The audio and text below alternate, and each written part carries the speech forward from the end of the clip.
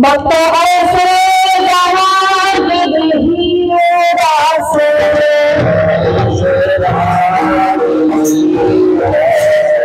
भक्त ऐसे जहाँ नहीं रास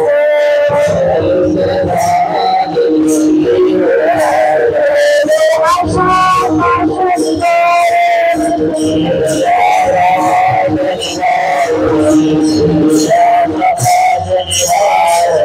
भक्त ऐसे गाना नहीं रास भक्त ऐसे गाना नहीं रास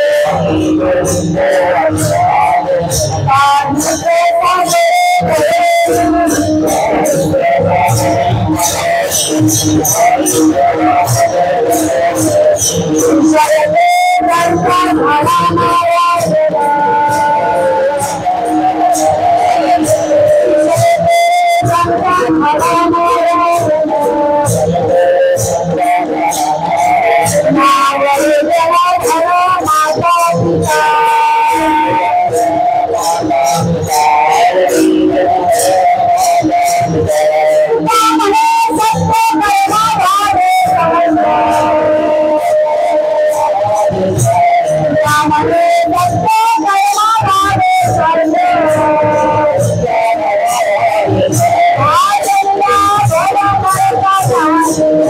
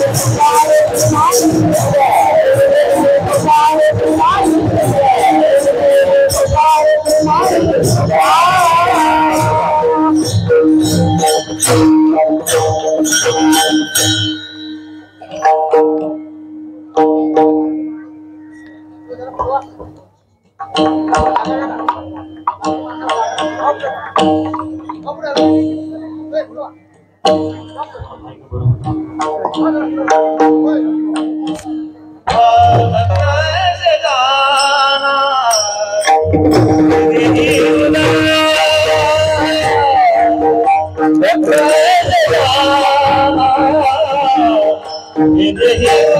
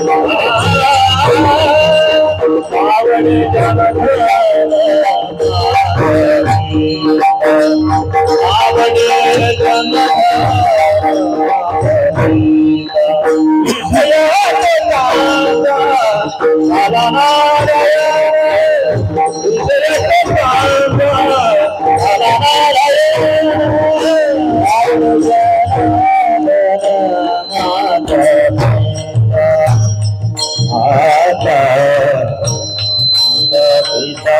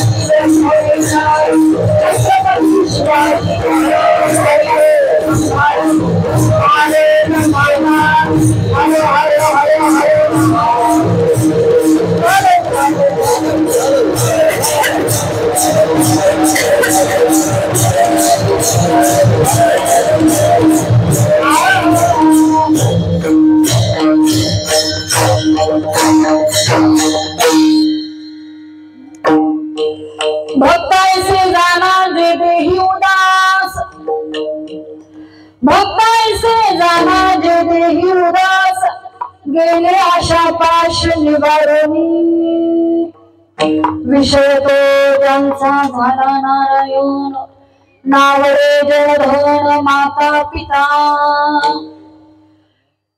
निर्वाणी गोविंदासे मागे पुढे काहीच साकडे पडणे दी विषय तो त्यांचा झाला नारायण नावळे जनधन माता पिता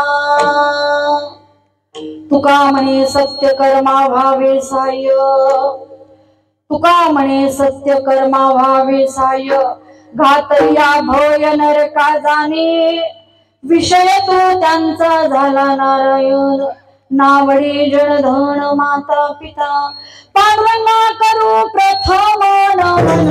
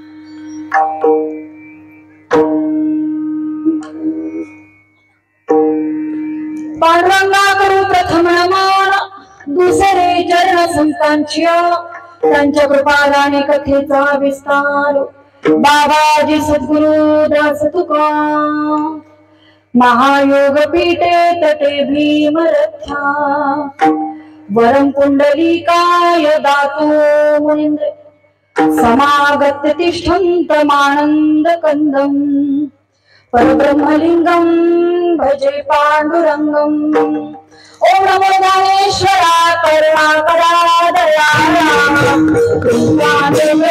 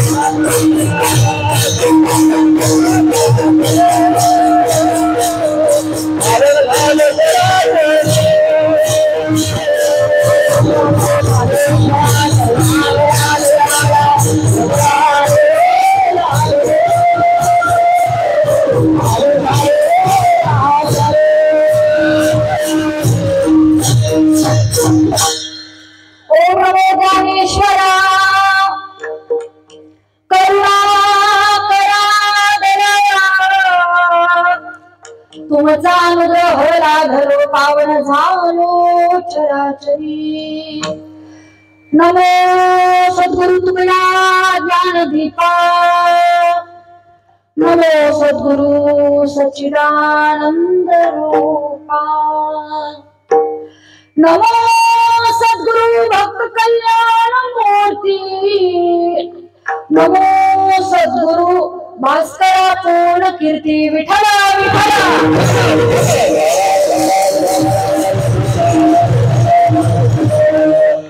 कीर्तनाचा पहिला नियम जेव्हा जेव्हा हे भजन घेतलं जाईल तेव्हा प्रत्येकानं जागृत अवस्थेत जो जो आहे त्या त्या माणसानं त्या व्यक्तीनं टाळी वाजवायची बरोबर. अजून एक कीर्तनातून मधून कुणाला उठायचं असेल तर बॅक साइड धरून बसा म्हणजे उठता येईल. मध्ये अजिबात उठायचं नाही. ही माणसं सगळी रंगात आहेत बरोबर. अगदी सावधान अगदी म्हणजे ह्याच्या अवस्थेमध्ये उभारलेले आणि या रंगात त्या व्यक्ती आणायचा नाही. विठ्ठल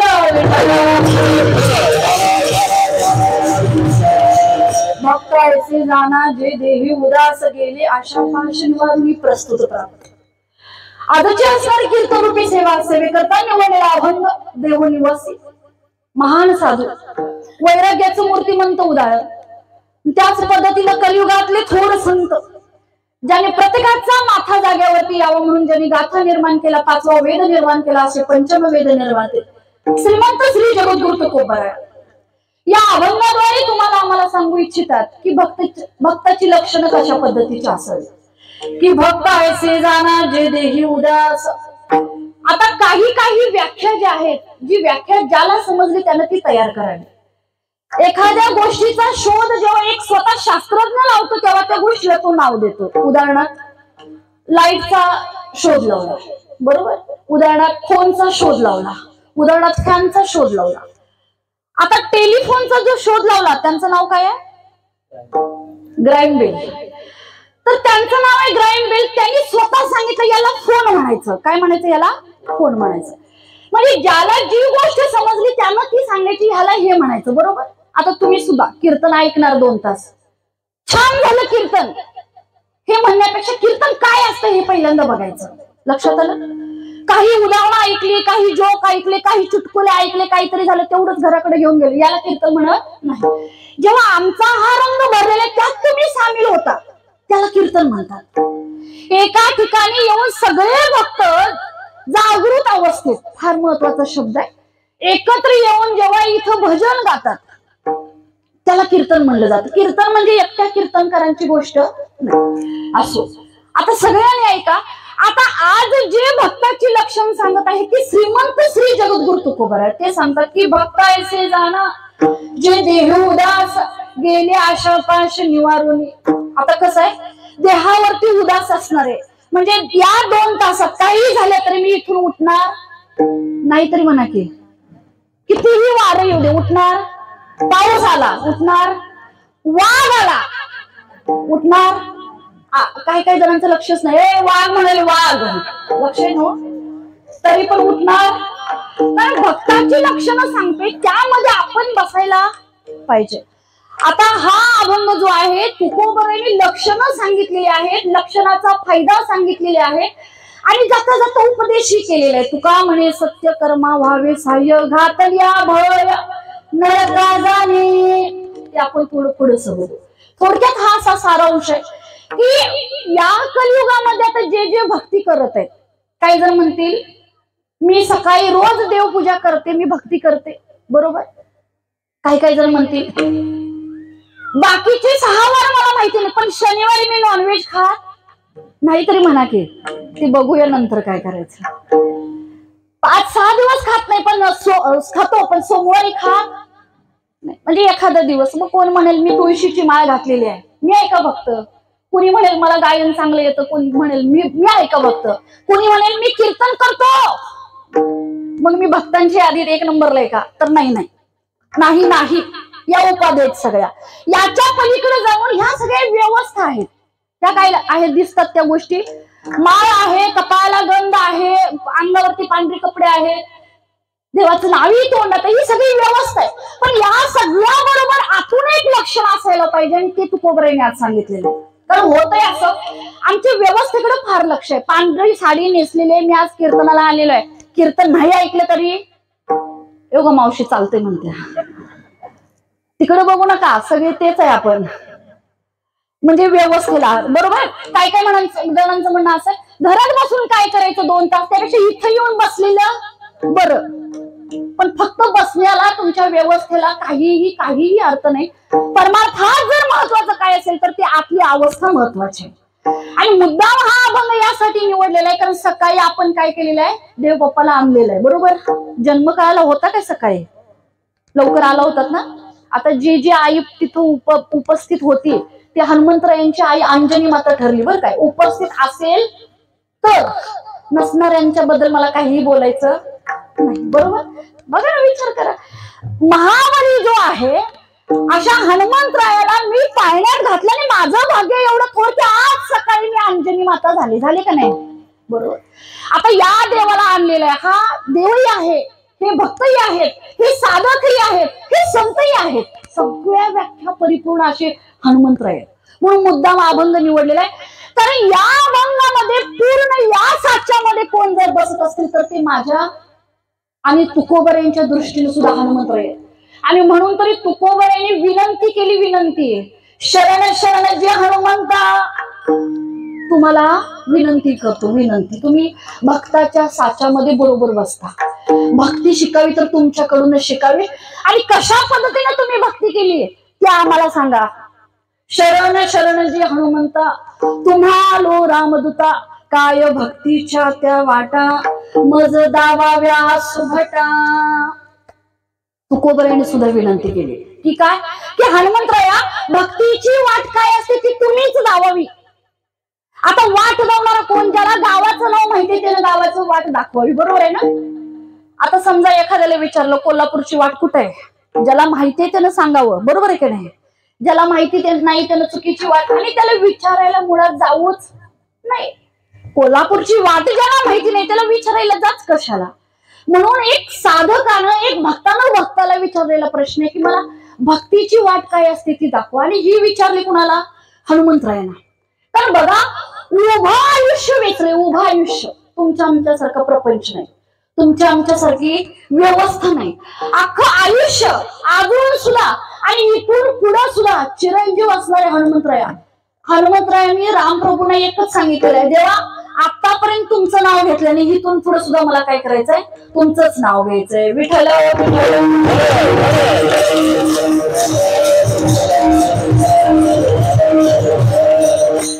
मग अशा पद्धतीने असणारे हनुमंतराया.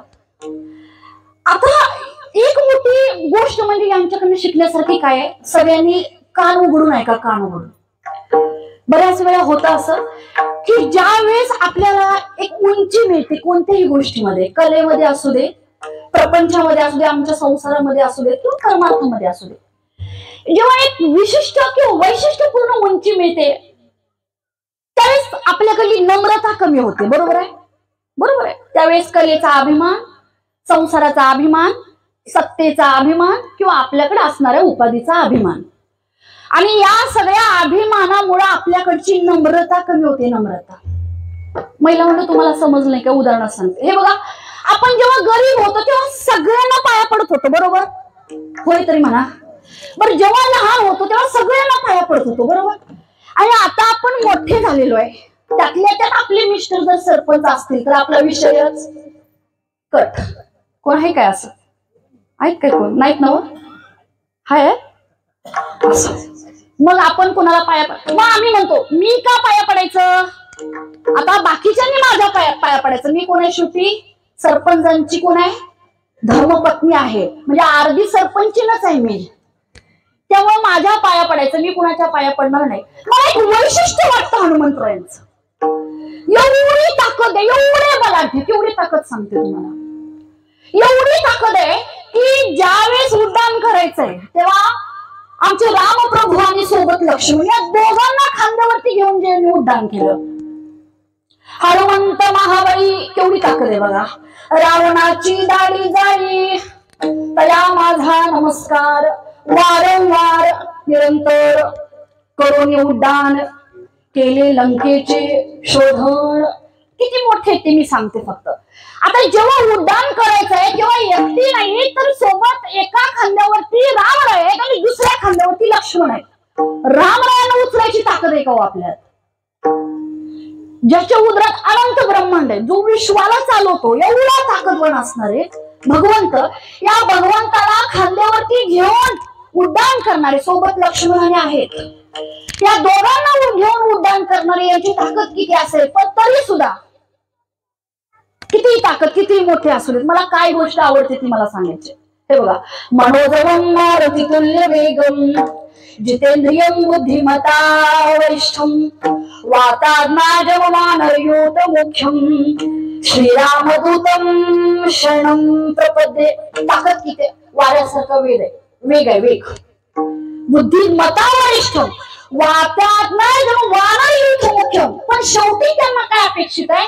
श्रीरामदूतम. अपेक्षा कशाची आहे बघा? महिला मंडळ आम्हाला अपेक्षा कशाची? सगळ्यांनी माझ्या पाया पडावं. होय की नाही? होय तरी म्हणा, मग नाही म्हणा. काय अपेक्षा आहे? मी मोठा झालो, माझी मुलं फार शिकली, फॉरेनला गेली, मी आता गावात मोठा झालो, आता माझ्या पाया सगळ्यांनी पडावं. बरोबर. पण हनुमंतराय सांगतात श्रीरामदूतम. काही असू दे माझ्याकडे, किती ताकद असू दे, शरणं प्रपद्ये. तेवढी ताकद आहे तरी सुद्धा म्हणतात मी कोण आहे? श्रीरामदूतम. नारद मुनींना प्रश्न पडला होता एकदा. काय प्रश्न पडला होता? की जरा देवाला जाऊन विचारावं की सगळ्यात थोर भक्त कोण आहेत बाबा. प्रश्न पडला. देवाकडे गेले, देवाला सांगितलं देवा तुमच्याकडे यादी असेल. देव म्हणले कशी याद? तर तुमच्याकडे भक्तांची यादी असेल, कोण मोठा आहे, कोण कसा आहे, 1 नंबरला आहे, 2 नंबरला आहे, 3 नंबरला, जरा यादी दाखवा म्हणले. तसं मला माहिती आहे माझं नाव 1 नंबरला आहे. कोण म्हणते? ऐकाय लक्ष नव्हे. कोण म्हणते? नारद मुनी. आय नो मी फसलाच आहे, पण तरी सुद्धा मला बघायचं की 2 नंबरला कोण आहे आणि शेवटी कोण आहे. मग देव म्हणलं ही यादी घ्या, आणि यादी बघितल्याबरोबर त्यांनी 1 नंबरला नाव कोणाचं बघितलं तर ते हनुमंतरायांचं होतं. जरा वाईट वाटलं. काय वाटलं? वाईट वाटलं. प्रश्न विचारला. 12 आणि 24 तास नामस्मरण करतो. नारायण नारायण नारायण नारायण नारायण नारायण. 12 आणि 24 तास. तरी बी मी 2 नंबरलाच. 1 नंबरला हनुमंतराय. कसं काय? तेव्हा भगवंताने सांगितलं एवढा फाट ताकद आहे, एवढा माझ्या जवळ, पण माझ्या जवळ नको, पायाजवळ जागा मागतो म्हणून त्याला 1 नंबरला आहे. तर परमार्थ सांगतो मंडळी, लक्षात घ्या. साधकाची भक्ताची अवस्था अशी असावी. परमार्थ सांगतो. नम्र झाला भूता. काय सांगतो परमार्थ? नम्र झाला भूता तेने कोंडिले अनंता.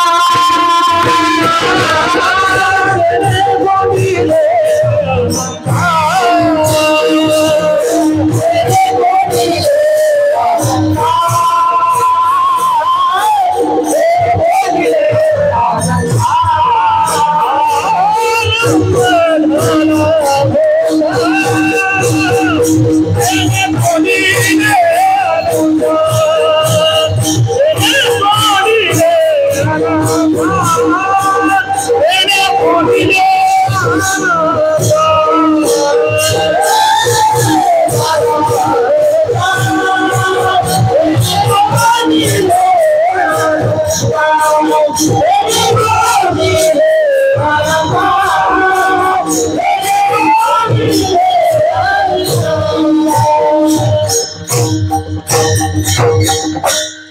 महत्वाची गोष्ट आहे फार.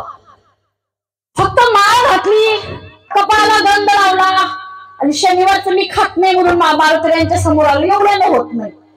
सगळ्यात महत्वाचं काय असेल आणि परमार्थात महत्वाची गोष्ट भक्ताचं लक्षण जर काय असेल तर ती त्याच्याकडे नम्रता असावी. नम्रता. तुम्ही सगळे वारकरी बघितलेले आहेत बरोबर. इथं कोण वयानं मोठे आहेत, कोण लहान आहेत बरोबर, अनुभवानं मोठे आहेत, कोण अनुभवानं कमी, तरीही सगळे एकमेकांच्या पाया पडतात बरोबर का. एक उदाहरण सांगतो तुम्हाला. आपल्याकडे एक म्हण आहे बघा, महापुरे झाडे जाती तेथे लव्हाळे वाचते. त्याचा अर्थ सांगू तुम्हाला का माहिती आहे. महिला मंडळ लक्ष तुमचं. हा सांगतो तुम्हाला. आता काय झालं, वशिष्ठी नदी जवळ आहे बरोबर आहे. मोठी झाडं पण आहेत आणि लव्हाळा नावाची एक वनस्पती जी पाण्याच्या कडेला असते, अगदी लवचिक असते, फ्लेक्झिबल. आता होतं असं की जेव्हा महापूर येतो मोठी झाडं कोलमडून पडतात, पुरातून वाहून जातात, त्याच्यामुळे उपटून येतात, ती उलटी होतात, पालटी होतात, वाहून जातात. पण जी लव्हाळा नावाची जी काही वनस्पती छोटीशी, ती मोठी नाही छोटे, तिच्याकडे एक गोष्ट आहे, त्या गोष्टीला म्हणलं जातं नम्रता. आणि होतं असं की जेव्हा भरपूर पूर येतो, पाणी येतं, तेव्हा ती अशी लवली जाते फ्लेक्झिबल असल्यामुळे. तेव्हा आपल्याकडे सुद्धा हा एक गुण असावा. याच्यामुळे होतं काय की महापुरे झाडे जाती पण तेथे लवाळे वाचते. जिथं नम्रता आहे तिथं तो माणूस टिकून राहतो. आणि इगो आणि अहंकाराला की एक शब्द उलटा पडला, एक शब्द येत नाही. आज हरिपाठाला मला म्हणतो येऊ नको.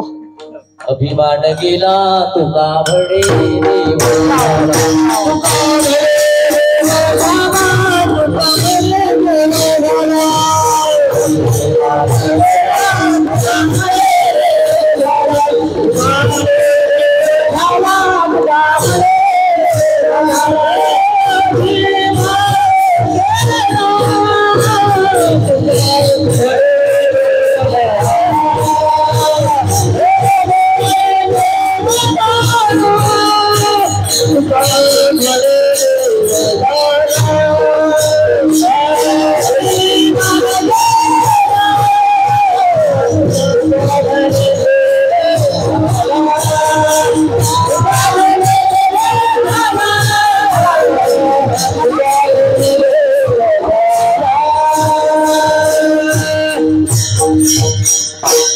अभिमान गेला तुका म्हणे देव झाला. त्यामुळे प्रामाणिक माझं सुद्धा एक सांगणं आहे. म्हणजे आमच्या व्यवहारात घडणाऱ्या गोष्टी मी सुद्धा डोळ्यानं बघितल्या. जोपर्यंत एक गोष्ट आपली पूर्णत्वास जात नाही तोपर्यंत, आणि झाल्यावर पण अभिमान धरू नका. महिला मंडळ इंजिनिअरिंगच्या फर्स्ट इयरला पोरगा पोरगी असतं का नाही, तर गावावर सांगून रिकामे माझं पोरग इंजिनियर होणार, इंजिनियर होणार, इंजिनियर होणार. ते तर राहू दे. काही काही वेळेला तर असं होतंय, एखाद्याला एमपीएससी युपीएससी करायचे असते. दादांनो एमपीएससी युपीएससी घरात सांगायचंच नाही मी काय करायला. त्या पहिल्या दिवसापासूनच आणि बाबा एवढा अभिमान, मग माझं पोरग एमपीएससी आणि युपीएससी करते. झाल्यावर सांगा झाल्यावर, आणि झाल्यावर पण नम्रता ठेवा. कारण बघा, ज्याला नम्रता ठेवली तो इतिहासाच्या पानावर आहे. ज्यांना अभिमान बाळगला त्याचं नाव कुणी काढत बसत नाही. लव्हाळे जसे वाचले तसे ते नम्रता ज्यांच्याकडे ते वाचले. आणि अशा असणारे आमच्या हनुमंतराय का म्हणते मी नम्रता नम्रता पुन्हा पुन्हा. हे बघा, नवविध भक्ती आहेत आपल्याकडे बरोबर. श्रवणम, कीर्तनम, विष्णू स्मरणम, पाद्य सेवनम, अर्चनम, वंदनम, दास्यम, सख्यात्म निवेदनम. सगळ्या भक्ती एकाच माणसाला मॅच होतात. काय वैशिष्ट्य आहे बघा. संतही म्हणतो, देवही म्हणतो, भक्तही म्हणतो, साधक म्हणतो, अशा हनुमंतराय. सगळ्या भक्ती ज्यांना मॅच होतात. आणि सगळ्यात महत्वाचं देवाने सुद्धा स्वतः सांगितलं, दास्यत्व भक्ती जर कोणी घेतली, कोणी स्वीकारले, अजून तशाच पद्धतीचा ज्याचा अवलंब आहे ते दुसरं तिसरं कुणी नाही, माझ्या हनुमंतराय.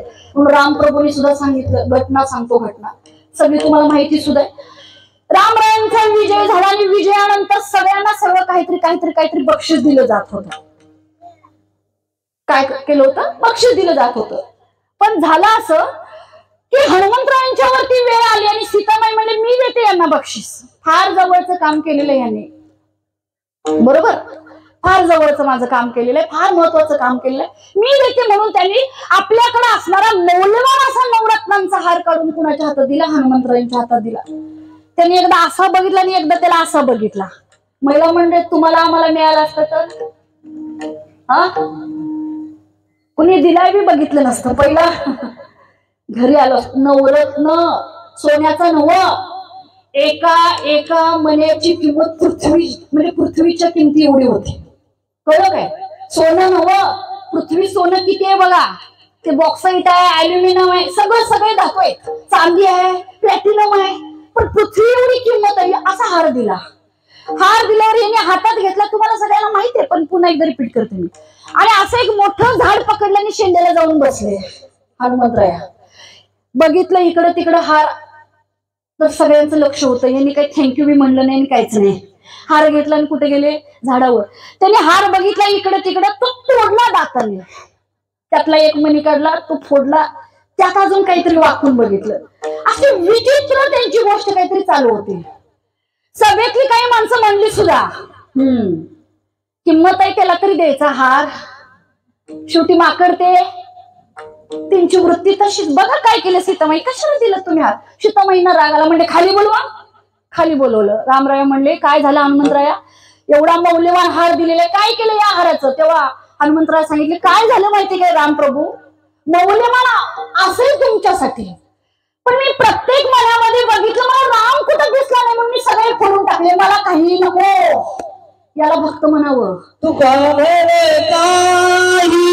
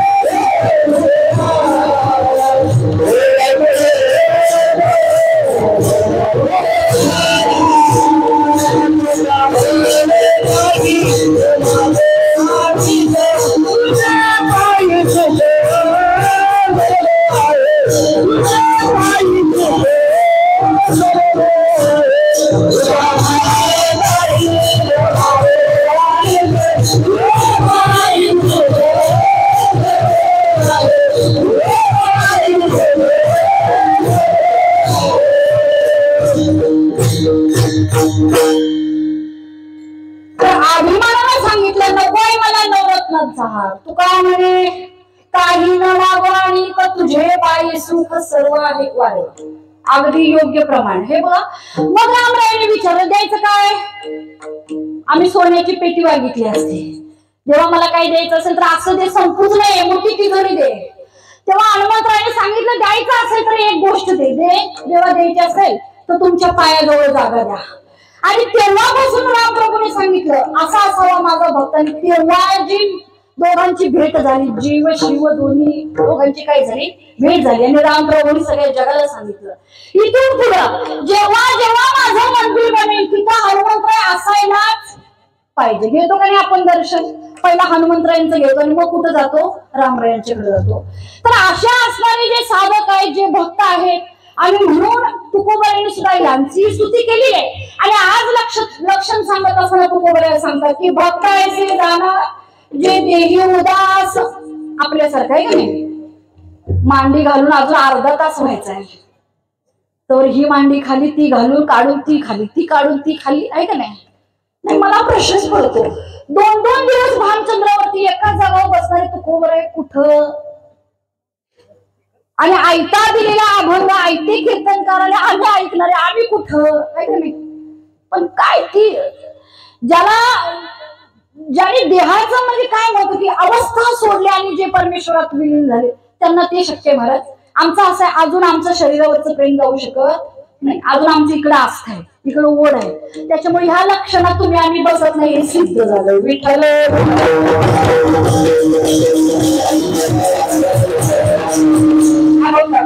भक्त ऐसे जाना जे देही उदास गेले आशा आणि पाश निवारुनी. आता निवारुनी या शब्दाचा अर्थ असा आहे, निवारून गेले मी म्हणतात आणि निवारुनी मी म्हणतात. गेले म्हणजे गेलेली गोष्ट परत येऊ शकते, पण निवारण म्हणजे मेलेली व्यक्ती, मेलेली गोष्ट परत येत नाही. तरी म्हणा की काय इकडे येते असं असेल तर सांगा, कोल्हापूर इकडे आणू, असं काय नाही ना.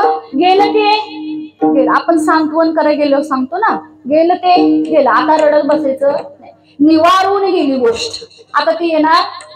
मग अशा भक्त गेले आशा पाश निवारून. आता आशा म्हणजे काय आणि पाश म्हणजे काय? एक आशा ही गोष्ट अशी आहे, आशा म्हणजे इच्छा आहे, आशा म्हणजे वासना आहे.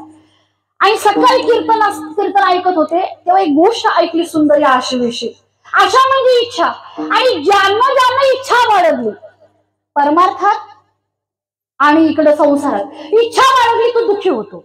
म्हणजे उदाहरण सांगतो, महिला मंडळ आपण एक इच्छा व्यक्त केली आपल्या मालकांच्याकडे.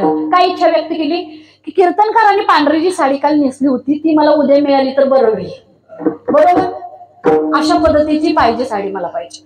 मग ते आपण इच्छा व्यक्त केली आहे का नाही. मग काही काही जण सांगतात, काही काही जण रुसून बसतात, सांगतच नाहीत काय पाहिजे. मग ते विचारायचं काय झालं, काय पाहिजे काय, मग ते मिळणार.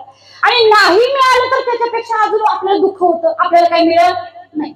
म्हणजे इच्छा जेव्हा प्रकट करतो त्या त्या वेळेला प्रत्येक ठिकाणी दुःख असतं, बरोबर. आता आशा म्हणजे इच्छा, आणि पाश म्हणजे काय सांगतो. आता हे समजा एखाद्याची इच्छा पूर्ण झालीच, काय झाली, एखाद्याची इच्छा पूर्ण झालीच, तर तिला जे काही पाहिजे ती गोष्ट म्हणजे ती जी साडी पाहिजे ती मिळाली. आता झालं असं की साडी घेऊन तर तिच्या मालकाने दिली, आता तिला नीट सांभाळायला पाहिजे, पांढरी साडी घाण होऊ द्यायची नाही. आता पाश आला, पाश म्हणजे बंधन, पाश म्हणजे काय, बंधन. आता असं आहे, समजा शेजारी मागायला येईल, ते बघ ती परवा पांढरी साडी घेतलीस का नाही, ती मला देशील काय लग्नाला घालायला, तुम्ही देणार काय?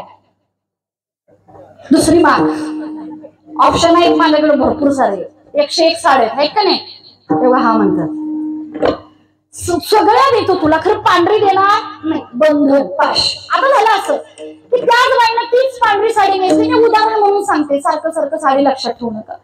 आता झालं असं की एका गरीबाचं लग्न होतं, ती बाई ती लग्नाला गेली, ती कुठं खाली बसनाच का, घाण होत्या, काय होत्या, नीट जेवण हवी, पत्राळे वाढले इथं आणि जेवायला बसले इथं लांब, का साडी घाण व्हायला नको, बंधन. आणि या बंधनामुळे झालं असं की तिचं लग्नात लक्ष नाही. मग कोणतरी पाहुणे फोन केला, अगं काल तू आली होतीस काय, बोलली पण नाहीस, मग आपण होतो तुम्ही आला होता, माझं लक्ष नाही.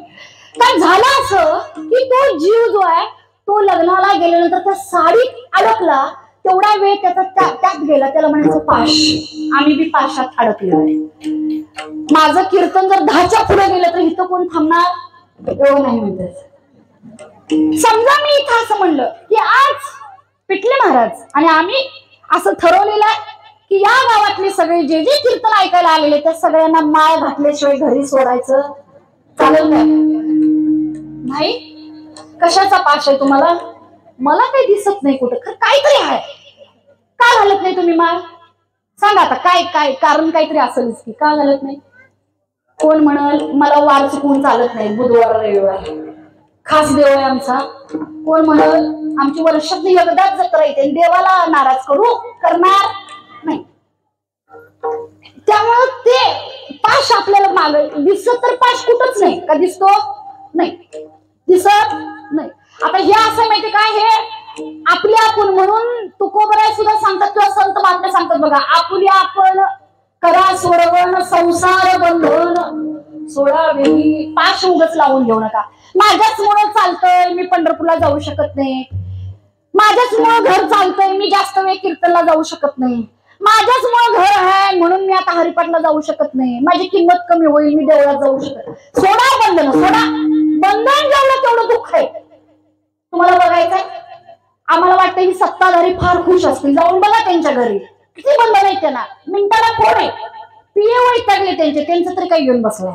मिनिटाला फोन आहे, कोण काय म्हणते कोण काय म्हणते, हे असं म्हणते ते तसं म्हणते, हे न खाल्लं म्हणते ते न खाल्लं म्हणतात.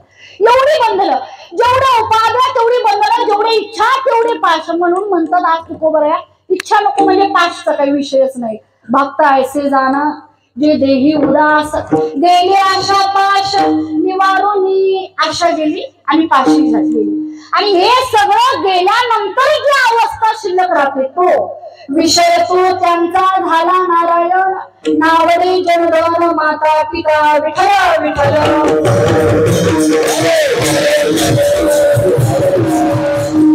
आता विषय नारायण कसा करायचा, तर त्याला एक अवस्था पाहिजे. सगळं विसरून देवाचं नाव घ्यायला पाहिजे. जे कर्म करते ते स्वकर्म कुसुमांची विरा अर्पण त्या ईश्वरा. सगळं त्याला व्हायला पाहिजे. सगळा भार तुका म्हणे घालू तयावरी भार वाहू हा संसार. आणि जो संसाराचा भार देवावर वाहतो त्याला दुःख नसते. पाऊस पडेलच काय, आणि ते गोट्यातली म्हस दूध दिलंच काय, आणि ते असं होईलच काय, त्याला टेन्शन आहे. ते म्हणते देवाच्या पायावर संसार घातलाय, तो काय करायचं ते करून घेईल. बरोबर आहे का नाही.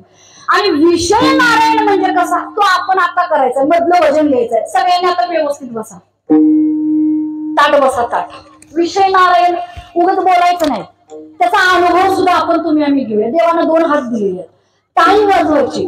आणि टाळी वाजवल्यानंतर पुढे आपलं दैवतच दिसलं पाहिजे. बरं काय, दुसरं काही नाही. तल्लीन व्हायचं, ती पलीकडली वाजवती का नाही, इकडली वाजवती का नाही हे बघत बसायचं नाही. सगळ्यांनी भजन करायचं. विठोबा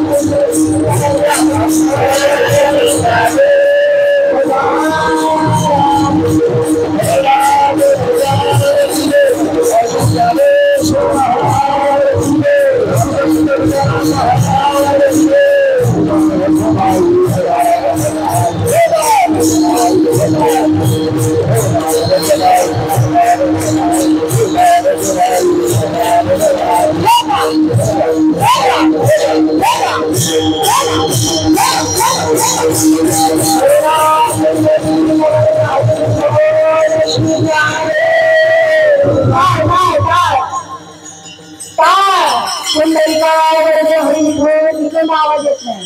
श्री ज्ञानदेव पकवास आता काय राहिलं म्हणा देवा कुंडली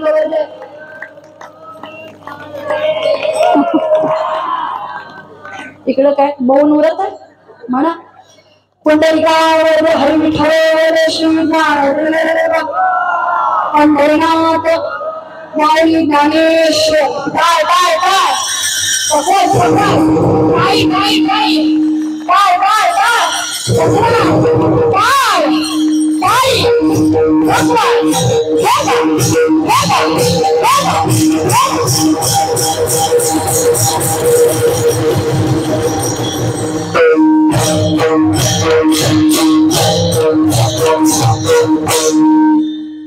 साल घेता एक घ्या पुढे घेताय बर ठीक आहे पुढे घेताय विठ्ठल विठ्ठल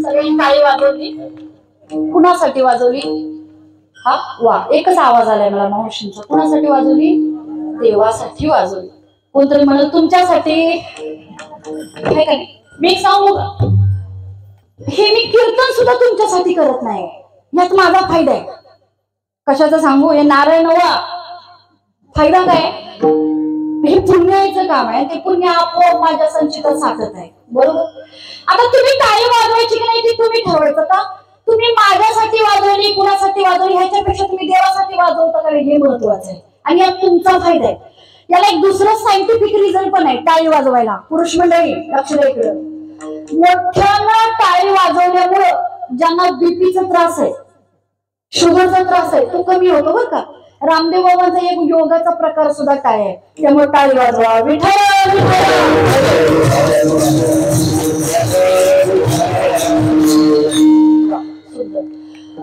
तर गेली आशा पाश निवारुनी तुकोबाराने सांगितलं बंधन सोडून दिले कारण बंधनामुळे होते असं की दुःखात राहतो माणूस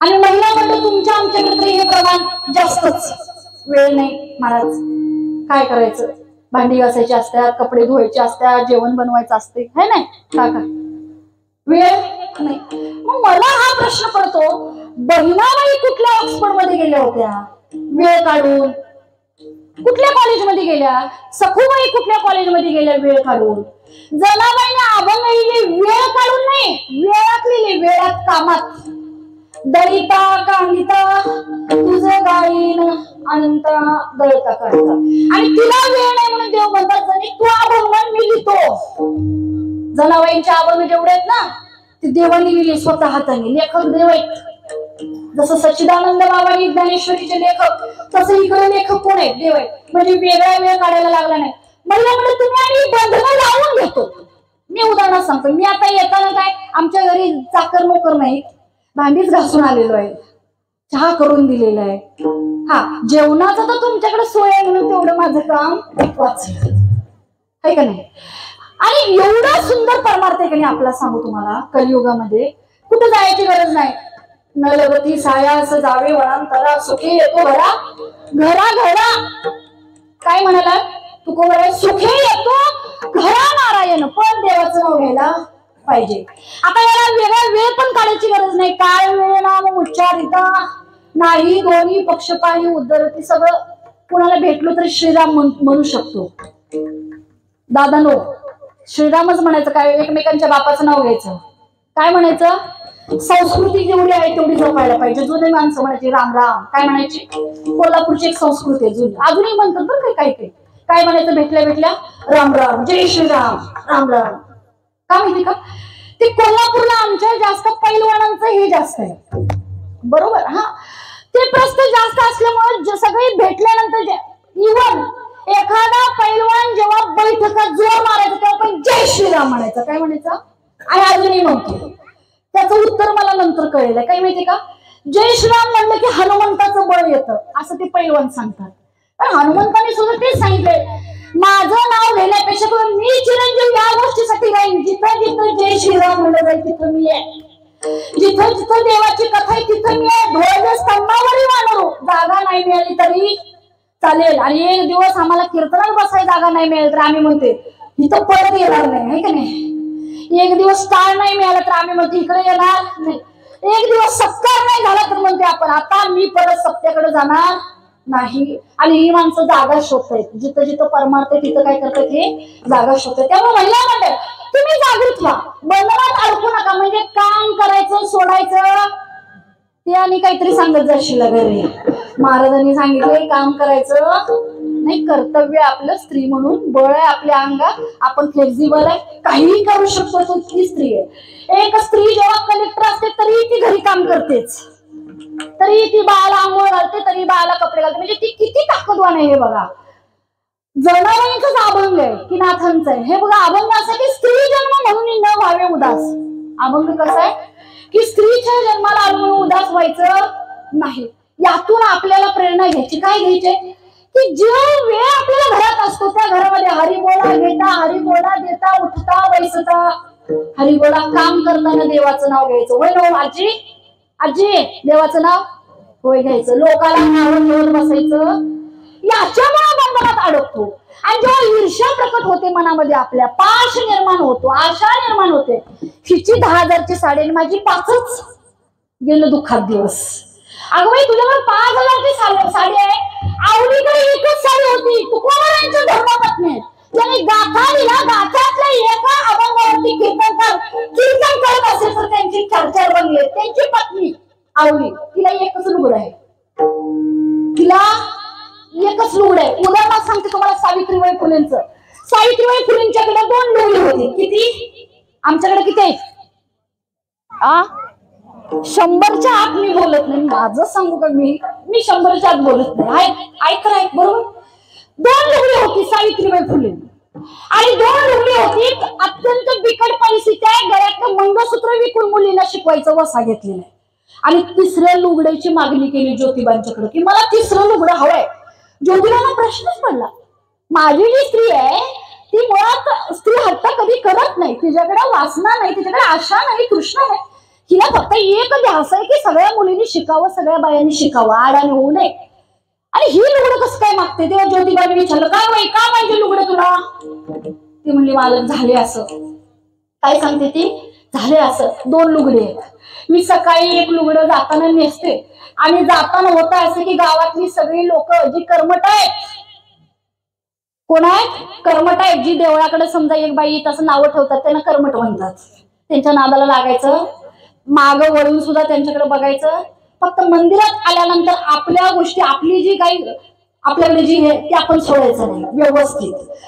आता तिला सांगितलं की होते असं की गावात जी कर्मठ लोक आहेत, सावित्रीबाई सांगतात, ती जाताना मला शेण मारतात. काय मारतात? शेण मारतात. कोण दगड मारतय, कोण गटरीतला चिखल काढून चिखल अंगावरती फेकते. आणि होते असं की साडीला वास येतो. आणि वास आलेली साडी मी जेव्हा लहान लहान पोरींच्या समोर घालून बसते तेव्हा त्यांनाही उलटी आल्यासारखं होतं, ओकरी आल्यासारखं होतं. मग मी येताना काय करते, ती फेडते आणि येताना शाळेत 2री साडी नेसून येते. येतानाही तोच प्रकार घडतो. परत समाज गोळा होतो. परत समाज जे गोष्ट करायची जी बंबाजी बुवांनी केली, जे रामेश्वर भट्टांनी केली, जे जे वाईट लोक आहेत ते सगळ्यांनी तीच गोष्ट ती परत करतात. परत चिखल अंगावरती उडवतात. मग 2ही साड्या खराब होतात. आणि घरी आल्यावर माझ्याकडे 3री साडी नाही, म्हणून 3ऱ्या साडीची मागणी केली. बंधन आहेत काय टेन्शन आहे काय? आम्हाला टेन्शन कशाचं? माझ्याकडे 4 तोळे, तिच्याकडे 10. आता मी कशी जगायची? जीव जातोय आपला, जातोय काय? नाही तरी म्हणा बंधनं घालून घेऊ नका. मी असंच, मी तसंच, मग मी आता कसं काही करू शकतो. काही अंतराळात आहे, जिथनं चंद्र दिसतोय, चंद्र बघा, अय बघा, दिसला काय? जवळ आहे काय? जवळ. या घरावर खाली बघितलं तर पाय कापतील थरथरतात. आणि त्या चंद्रावरनं पृथ्वी बघताना सुनीता विल्यम्स त्यांना काय वाटत असेल? भीती वाटत नसेल? वाटत असेल का नाही? एक स्त्रीच आहे ना ती. पण बंधनं सोडून द्या, बंधनं सोडून दिली की तो भक्त झाला, तो आनंदी झाला असं म्हणायला काही हरकत नाही. बघा, विचार करा, बंधनं सोडून दिली, तुकोबांच्या पत्नीला एकच रुग्ण तरी तुकोबराय काय म्हणतात, सर्व सुख आलो सर्व अलंकार आनंदी निर्भय डुलतासे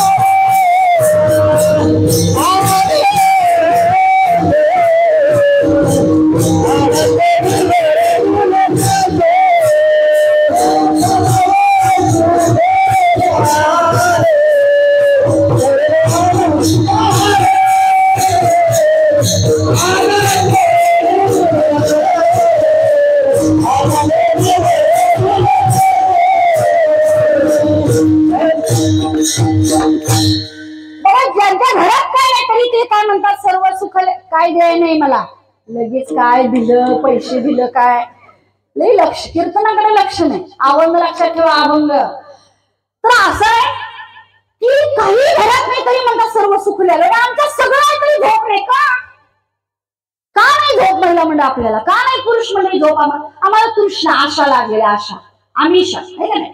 माऊली सुद्धा उदाहरण दिले आमिषाच्या मिसे गळ गिळे मासा फुटून घसा मरण पावे. बघा उदाहरण देते एक उदाहरण. बंधनात अडकल्यानंतर आणि फार इच्छा व्यक्त केल्यानंतर काय होतं, ज्याला इच्छा नाही तो आनंद. आता तर फॅन लावलाय इकडे बघा, आता 3 तास हालायचं नाही, फॅन लावलाय फॅन. आता बघा मासा माहितीये सगळ्यांना, बोलत कसं काय कोण नाही, मासा माहित नाही कोकणात आहे मला माहितीये. कुठं राहतो मासा, झाडावर. कुठं उगाच जागृत ठेवावं म्हणून आपलं, ठीक आहे. कुठं राहतो, पाण्यात राहतो आहे का नाही. आता त्याला पकडायला एक इन्स्ट्रुमेंट लागतं. इन्स्ट्रुमेंट काय म्हणतात त्याला, काय म्हणतात त्याला, गळ. बरोबर. आता हा जो गळ आहे तो असा नुकताच पाण्यात टाकला तर मासा सापडेल. मग काय करायला पाहिजे. आता माऊलींना मी माहिती घातलं काय 16 वर्षात पालता प्रपंचही घातला परमार्थही घातलं. घुळून प्याले घुळून 2500 उदाहरण 2500 जीभ माझी थरथरली. 2500 उदाहरण ती प्रपंचातली काय ज्ञान आणि ती महाराष्ट्रात. आणि आमचं दैव बघा, नशीब आमच्या गळ्यात माळाने हातात ज्ञानेश्वरी. मला बाकीच्यांचं जरा वाईटच वाटते, म्हणजे कोणती बघा तुमचं तुम्ही. मला फार कौतुक वाटते. हा वारकरी बाबा आमच्या घरात ज्ञानेश्वर माझी पोरगी अजून वाचा येत नाही तर बसते बघत काहीतरी. कौतुक वाटते मला भाग्यवान वाटतं की तुम्ही बघा आता काय करायचं. आता ह्या माऊलीने कधी बघितलं एवढ्या 16 वर्षात काय बघितलं की मासा पकडायचा असेल तर काका तुम्ही सांगितलं काय लागतो, मला काय माहिती नाही बाबा काय लागतो, गळ.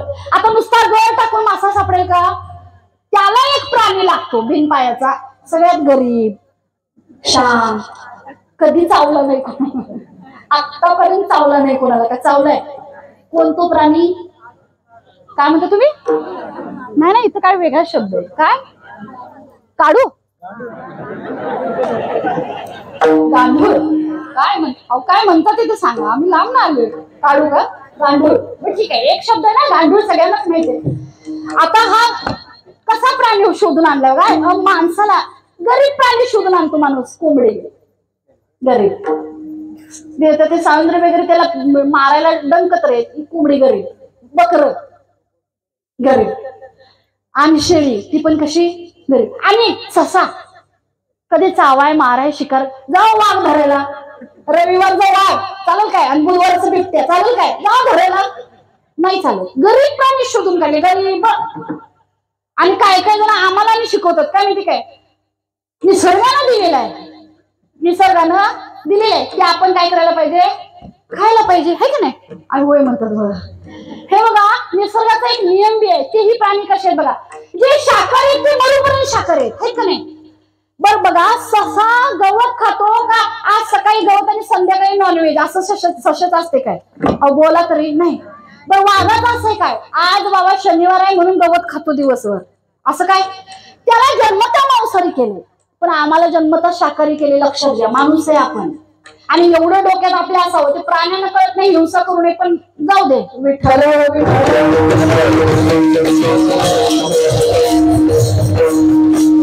सगळ्यात गरीब प्राणी शोधला, काय म्हणतो त्याला? गांडूळ. हा काळू शब्द आहे ना, तू चंदगडला बी शब्द आहे काळू. काळू म्हणतात बरं का तिकडे बी, चंदगड त्या भागात पण म्हणतात. म्हणून मी पहिल्यांदा विचारलं काय म्हणतात त्याला. आता हा गांडूळ पूर्ण लावायचा काय? काका कुठे गेले? हाय हाय. पूर्ण लावायचा काय कसा लावायचा? पूर्ण कसा लावायचा? मी बघितले प्रोसेस, काय थापा मारू नका मला, मला माहितीये काय करायचं. एवढाच लावायचा, अर्धा आहे नाही ते वाळवाळ करत बर, ते जरी जीव लगेच जात नाही, उगाच वाळ पाण्यात करत असते. मग ते माशाला वाटते यावाने त्याला खाऊ. आता झालं असं, एक दिवस माऊलीने बघितलं हा सगळी प्रोसेस, आम्ही नाही बघितलेली कोणी, माऊलीने बघितली. ती माऊली सांगतात काय झाले की गळ टाकला, गळ टाकल्यानंतर एक मासा जवळ येत होता, असा तरुण मासा होता, एक 17-18च्या वयातला. ऐका तरी. बरं झालं असं, तो जो असं त्याला 80चं स्पीड लावलं होतं त्या गळाकडं, म्हाताऱ्या माशाने एका बघितलं, म्हाताऱ्या माशाने. मग त्या म्हाताऱ्या माशाने सांगितलं बघ, आतापर्यंत मी तिकडे गेलेली बघितलं, तिथनं परत आलेली बघायला नाही बघायला. आणि जर तू तिकडे गेलास तर तुझं फ्राय होईल, तुझं खाय होईल, काही सांगता येत नाही. जाऊ नको. काय सांगतात ते म्हातारे? जाऊ नको, माझा अनुभव आहे. जेवढे गेले, आजा गेला, पंजा गेला, बाप मशनात देखत देखत नातू म्हणतो तोही पैसा झाला.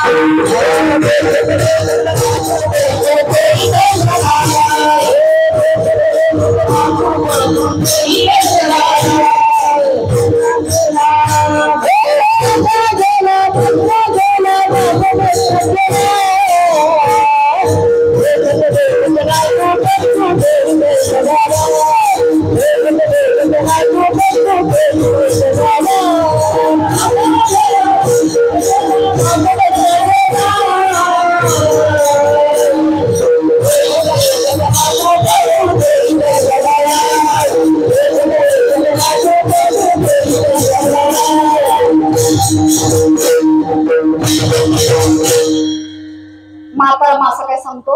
आजा गेला, पंजा तिकडे गेला, त्याचा बाप पण माशात गेला, म्हणजे तिकडे त्या गळाकडं.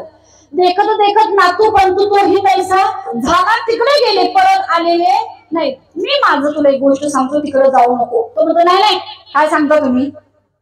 म्हातारा झालाय म्हणले तुम्ही, तुमच्या बुद्धीला गंज झालाय, तुम्हाला दिसत तुम्ही नाही व्यवस्थित, मला शिकवता. म्हणतो ना आपण तरुण मंडळी, नाही म्हणा चांगलं आहे, मग मला शिकवू नका, मला माहितीये काय करायचं, कुठल्या दुकानात जायचं आणि कुठल्या दुकानात नाही जायचं, कशाला हरिपाठला जायला पाहिजे, कशाला सप्त्याला जायला पाहिजे, हे का नाही. मग झालं असं की तू तिकडे गेला आणि गेल्यानंतर काय झालं, त्यानं तो गळाला ते पकडणार. एवढा झाला असं की एवढासा जो गांडूळ लावला होता, एवढासा, मला म्हणलं लक्ष ना, तो बोलायला लागला. कारण त्याला असं वाटायला लागलं या माणसानं माझा जीव घेतलाय, तो घेतलाय, तुला नको घ्यायला. तो सांगतो अरे मत आओ मेरे लिए. कोण सांगतोय? गांडूळ त्या माशाला सांगतो, तरुण मासा, कुणाचं न ऐकणार, त्याला सांगतो अरे मत आओ मेरे लिए, मैं कटा हूं तेरे लिए, तुझ्यामुळे माझं तुकडं तुकडं झालं. काय सांगतो? मत आओ मेरे लिए, मैं कटा हूं तेरे लिए, अगर तुम आओगे मेरे लिए ऊपर खड़ा आहे तेरे लिए. यायचं असं ये, मला खायचं असलं तर मी खा, तसा मी माझा जीव गेलेला आहे. मी उगाच तुला सांगायचं म्हणून थांबले, शेवटची इच्छा म्हणून. तू वरती गेलास की तुझं काय होईल ते तुझं तू बघ. आणि ते तसं झालं, त्याला कुणाचं ऐकलं नाही, फुटून या घसा मारायला पाहिजे. घसाच फुटला ना काका, काय काय फुटलं? काका म्हणणार आहे मी जाऊ का काय? उगाच सांगितलं, उगाच उत्तर दिलं. काय झालं? त्याच्या गळ्यात गळ अडकला आणि तो आम्ही वडून पकडला. काय झालं? त्याचा घसा फुटून या घसा मरण पाहिजे असं होते. आशेच्या पायी, कृष्णेच्या पायी. आणि कंपॅरिझन सोडून द्या, तुलना, तुलना महिला म्हणणार, तुलना करायची असेल तर इथं तुलना करा. करायच्या काय तुलना?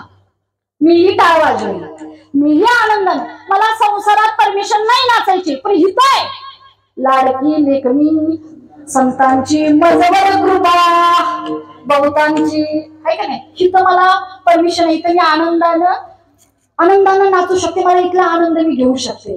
आणि म्हणून काय करायला सांगितले की या भक्तानं हे आशापाश जावे असा प्रयत्न करावा आणि हे एकदा गेले की विषय तो त्यांचा झाला नारायण नावरे जनधन माता पिता विठ्ठल विठ्ठल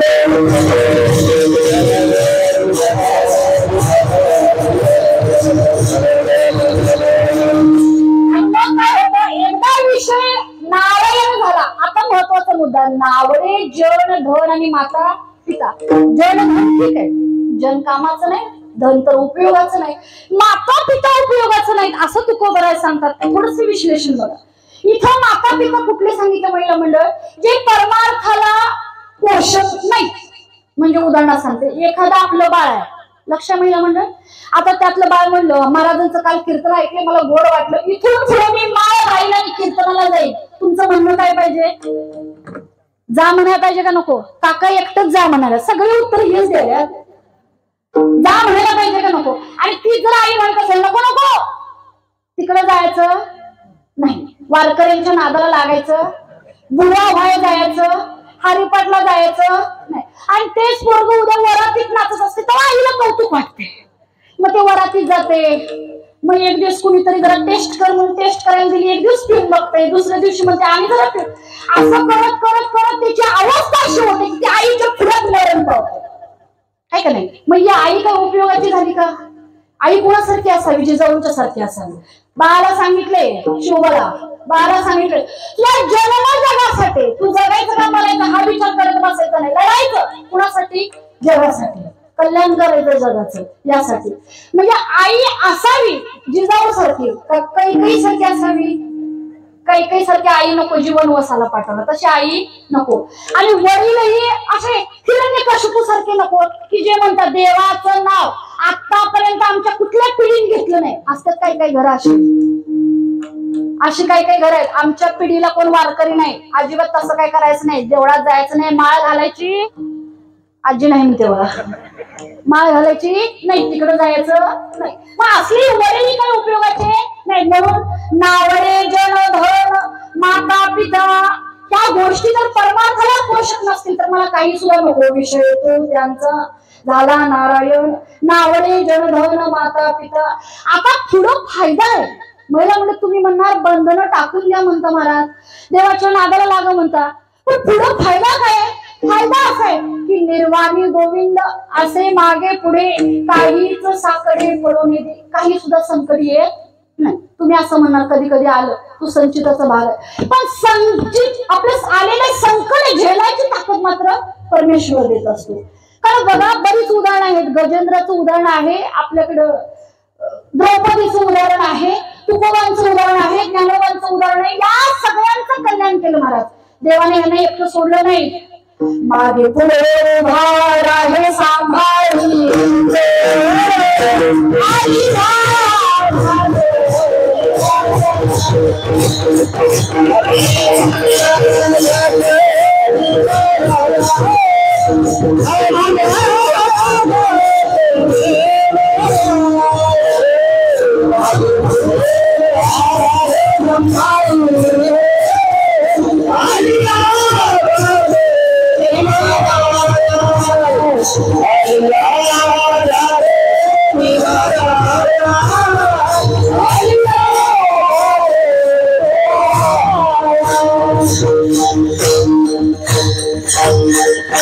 मागे पुढे उभा राहे सांभाळी आल्या घात निवाराय. महिला म्हणजे एक उदाहरण तुमच्यासाठी खास.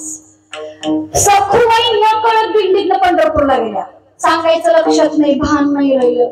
वारकरी बघितले भुलून गेल्या, माहेर वारकरी सासर वारकरी नाही, आणि वारकरी बघितल्यानंतर भुलून गेला पंढरपूरला.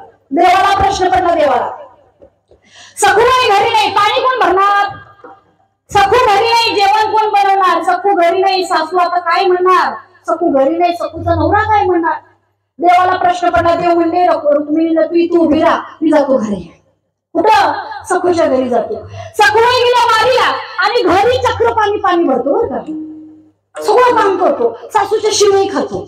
सासूने एक दिवस बांधून घातलं तिथेही तोच उभा राहतो, भांडी घासतो, नवरा म्हणाल ते काम करतो, सगळं सगळं केलं. कुणी? देवानी. मागे पुढे उभा राहे सांभाळी किंवा निर्वाणी गोविंद असे मागे पुढे काहीच साकडे पडून दी. मग यासाठी एक गोष्ट करायला लागली बरं का. या सगळ्या बंधनातून मुक्त व्हावं लागेल. आणि पुरुषाची अवस्था सांगितली बघा माऊलींनी 15व्या अध्यायामध्ये. निर्माण मोहाजित संगदोषा आध्यात्म विद्या विनिवृत्त काम द्वंद्व विमुक्तं सुख दुःख सौम्य गच्छन्त्य मूढा पदं तत्. सगळं समान वाटलं पाहिजे. सुख दुःख सगळ्या गोष्टी समान वाटल्या पाहिजे. सगळ्या आशा सगळे मोह निघून गेले पाहिजे. आणि जसं एक पक्षी आकाशामध्ये उडत असतो त्या पद्धतीने परमार्थात आलं पाहिजे. आणि म्हणून तुकोबारायांनी सांगितलं का हे सगळं अपेक्षित असेल, देव जवळ यावं, मागे पुढे राहावं हे अपेक्षित असेल, मग प्रपंचिकांना प्रश्न पडतो आम्ही आता काय करायचं? प्रपंच सोडायचा? महिला मंडळ बोला, संसार सोडायचा का? नाही, सोडू शकत नाही. मग तुकोबाई आता काय करायचं? आम्ही संसार तर सोडू शकत नाही, हे बंधन तर आम्ही सोडू शकत नाही, मग करायचं काय? मग तुकोबांनी सांगितलं संसारात करतो काय? कर्म. काय करतो?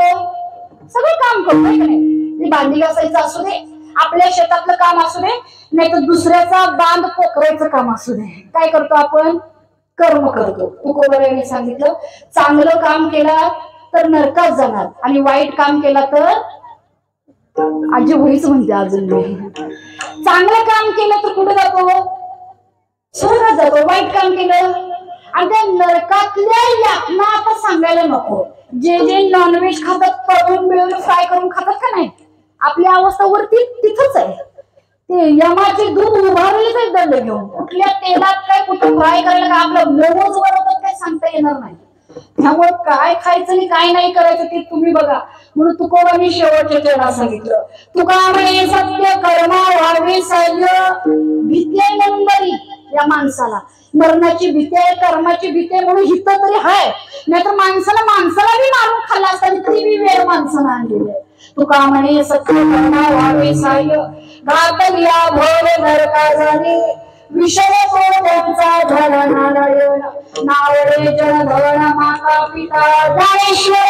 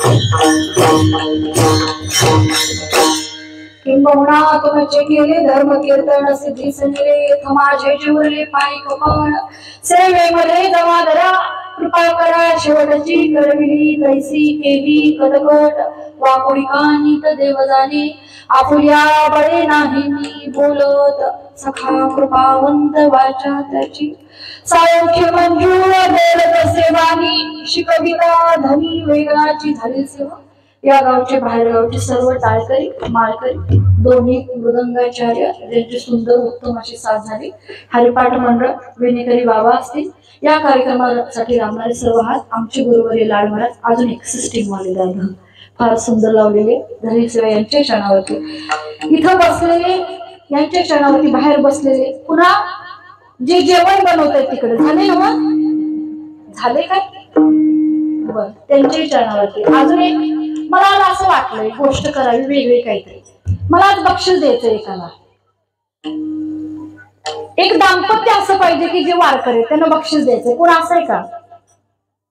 मालक आणि मालकीन वारकरी कोण नाही आहे काय?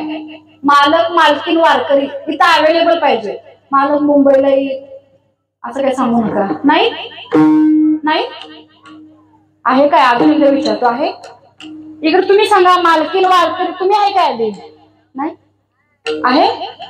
नाही बरं. ए बाई इकडे, त्यालाच बक्षीस देतो आता. माळ घालू माळ घालू या. पुंडलिका वरदे हरी